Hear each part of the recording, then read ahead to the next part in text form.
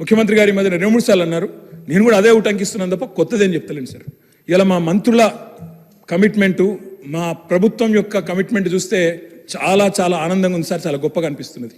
అందుకే దయచేసి ముఖ్యమంత్రి గారి నాయకత్వంలో బ్రహ్మాండంగా ఢిల్లీలోని జంతర్ మంతర్లో ఆమరణ దీక్షకు మొత్తం మంత్రివర్గం కూర్చోండి సార్. మేము అండగా ఉంటాం, మేము చుట్టూ కూర్చుంటాం, సత్యదాకా కూర్చోమనండి, మేము అండగా ఉంటాం. కేంద్రంతో కొట్లాడదాం. మొత్తం మంత్రివర్గం మంచిగా జంతర్ మంతర్లో కూర్చోండి.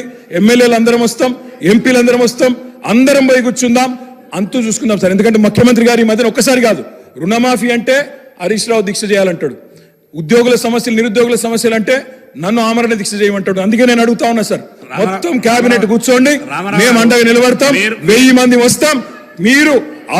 మీరు నిధులు తెచ్చుడో కేబినెట్ కు అంటే ఏం కావాలని నేను కోరుకోను సార్. ఆమరణ దీక్ష కూర్చోవాలని చెప్పి మనస్ఫూర్తిగా మీ కమిట్మెంట్ అభినందిస్తూ ధన్యవాదాలు.